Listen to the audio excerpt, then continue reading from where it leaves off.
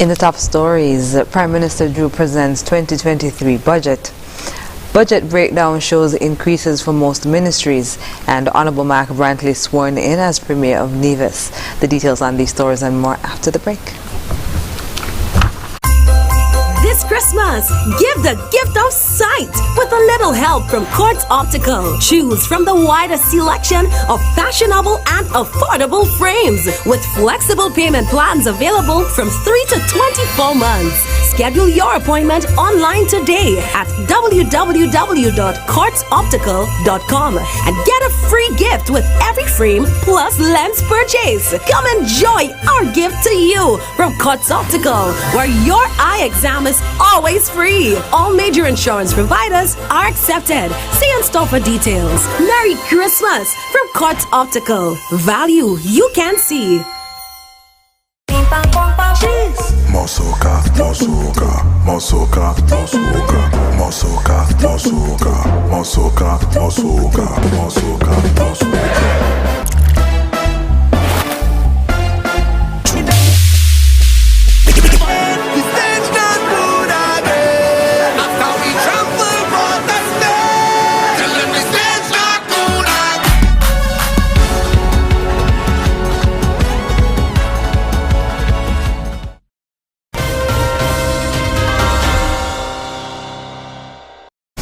Hello and welcome to the ZIZ Channel 5 newscast. I'm Caleb Berridge. On Wednesday, Prime Minister Honorable Dr. Terence Drew presented his first budget to the St. Kitts Nevis National Assembly and laid out a $1.2 billion budget for the upcoming year. This is an increase of nearly $50 million compared to last year's budget of $952.2 million. In his budget address under the theme Towards Our Transformation as a Sustainable Island State, Prime Minister Drew challenged the government, businesses, civil society and households to rethink their collective approaches to governance, public policy, commerce, socio-economic development and continued existence on both islands. We have come to office to pursue a better way for the development of our country to the benefit of all citizens and residents. That is why, immediately on taking office, our Labour administration set the wheels in motion to ease the heavy burden of some of the most vulnerable citizens and residents. Our new administration moved swiftly to make good on its promise to those workers who lost their jobs because they chose not to take the COVID-19 vaccine at that time. Dr. Drew also pledged that the government will work over the coming years to ensure that, quote, our country thrives, regains its prominence as a leading small island developing state, and moves closer to achieving its full potential, end quote. As we examine the current systems, we have come to the realization that much effort is required to rebuild our institutions into strong, well-functioning, self-sustaining, and resilient public entities. Moreover, our government has started the process to reimagine and redesign the approach to economic and social development by upending some of the existing systems to make them more equitable, inclusive, and responsive. We will therefore build on the success of the past Labour administrations to bring to life our new vision for good governance, and I stress the word good governance, economic and climate resilience, job creation, social justice and protection, food security, and fostering entrepreneurship. As Minister of Finance, Dr. Drew informed the National Assembly that the government will be guided by the agenda to transform St. Kitts and Nevis into a sustainable island state as enshrined by the 7 key pillars outlined in the 2022 election manifesto. And this year's budget has seen an increase for various ministries going into the next year. More in this report. As Prime Minister Drew laid out the breakdown for the allocation of funds for the various ministries, it was noted that most of the departments received an increase when compared to the budget for 2022. The biggest increase went to the Ministry of Health, which will receive $93.8 million. This is a $20 million jump from last year's allocation of $73.6 million. The overall largest allocation went to Finance, which receives $307 million, up from $300.1 million last year. Education receives $111.8 million, up from $104.5 million last year. The Prime Minister's office receives $100 million, but this is a decrease compared to $110.5 million from last year. National Security receives $98 million, an increase of $18 million from $80.1 million last year. Overall, the budget for 2023 totaled $1.02 billion, which in itself is an increase of $50 million compared to last year. Jason Davis for ZIZ News. Honorable Mac Anthony Graham Brantley was sworn in as Premier of Nevis for a second consecutive term on Wednesday, December 14th. During a ceremony held at Government House in Bath Village, Premier Brantley took the oath of office, oath of allegiance, and oath of secrecy. High Court Judge His Lordship Justice Patrick Thompson Jr. administered the oaths, while Her Honor Hyleta Liburd, Deputy Governor General on Nevis, witnessed the process.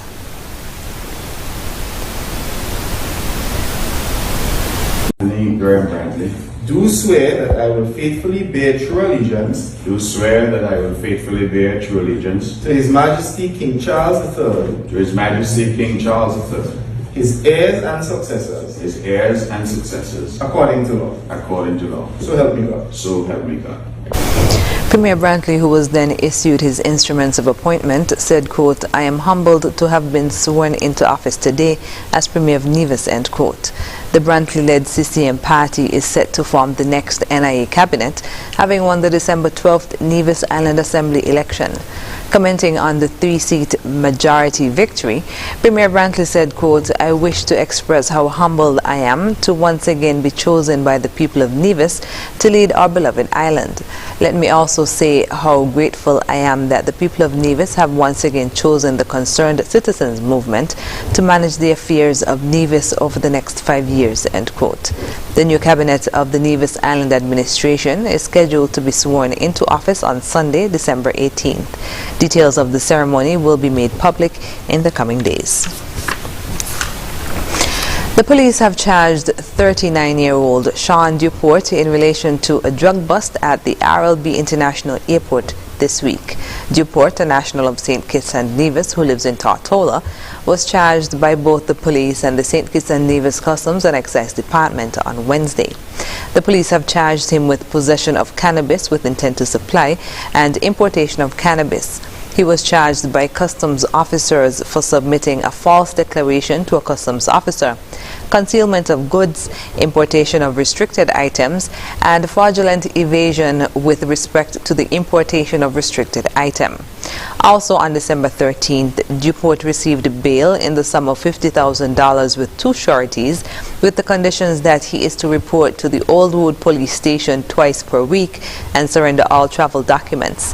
He is to appear before the Bastia Magistrates Court on February 6, 2023. After the break, new head of CBI unit appointed, and His Majesty's Prison Rehabilitation offers a program in welding and mechanics. Stay with us. Flow, oh, oh. Jingle all the way home to Flow, where the speed is faster and price is better. All the way home to Flow, merry connections that bring us together, yeah. Christmas starts the moment you go postpaid with Flow, because when you do, you get a free smartphone. Plus, you get 20 gigabytes of data, unlimited WhatsApp and YouTube, and 4,000 local minutes. All the way home to Flow.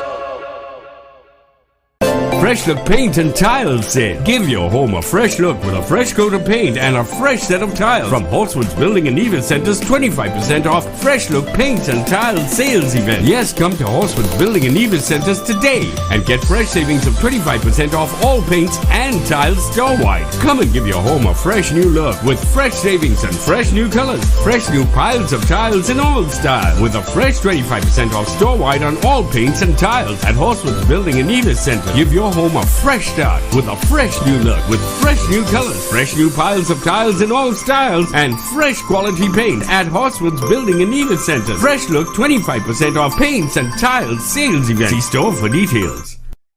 It's the most festive and wonderful time of the year. Get all you ever wanted this Christmas with the best loan offers on the market from National Bank. Enjoy unsecured loans. Enjoy unbeatable low interest rates. Enjoy attractive repayment terms and chances to win lots and lots of prizes. Let National Bank help you to make millions of lasting moments. National Bank, always here. Terms and conditions apply.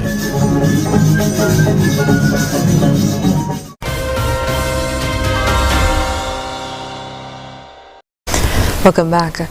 Prime Minister Honorable Dr. Terence Drew visited the Citizenship by Investment Unit on Tuesday to introduce the new head of CIU, Michael Martin.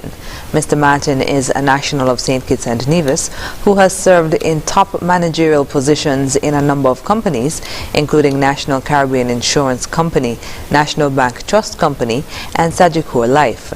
He is a past director of the Insurance Association of the Caribbean, honorary secretary of the Brimstone Hill Fortress National Park Society Council of Management, and a director of First Federal Cooperative Credit Union. At the briefing, the new head of CIU thanked the Prime Minister for trusting him with, quote, this very important assignment, end quote, and expressed his excitement of taking on the new task. Mr. Martin stated that a situational analysis will be conducted to assess the status of the unit and determine the best way forward to, quote, maximize efficiency and effectiveness, end quote. The Citizenship by Investment program is expected to undergo a complete evolution. As Mr. Martin outlined the strategic plans he has in store for the unit, he stated that focus is on advancing the country.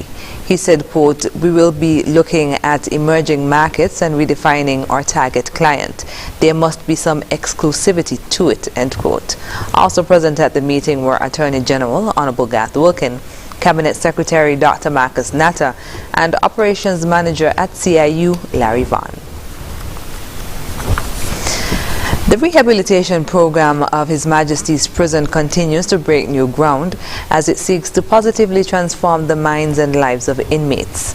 Louis Gardner, Alfred Duport, Keith Murray, and Inebo Hendrickson were the first residents of His Majesty's Prison to be certified in welding and mechanic from the Advanced Vocational Education Center, AVEC.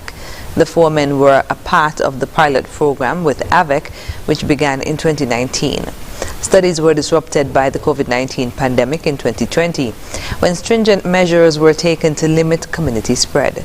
The inmates were able to complete their studies and pass their exams earlier this year. They received their certificates on December 1st during AVEC's graduation ceremony at the St. Kitts Marriott Resort. Louis Gardner said it was an extremely proud moment.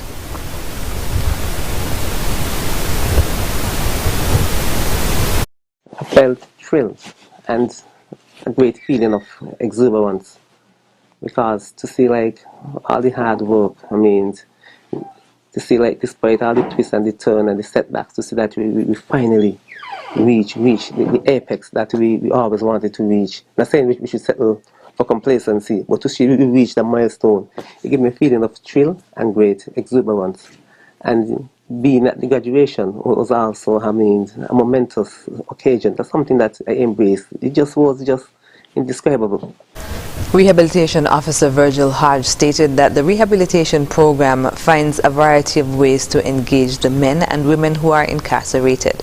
These include educational programs, music, art, agriculture, construction, baking, mentorship, and training, among others. Officer Hodge said that the success of the pilot program has sparked interest among other inmates. That's something we have to look at. because, yeah, we might be lack of officers having to be there with them, but we cannot stay there. There has to be some continuation of them practicing their skills until time for release. The welding and mechanic program falls under education and training. Officials in the Ministry of Agriculture, Fisheries, Marine Resources and Cooperatives held their first meeting on Tuesday with crop farmers in a series of consultations being held during the month of December. The sessions are being held in the large conference room of the Department of Agriculture in Lagreet.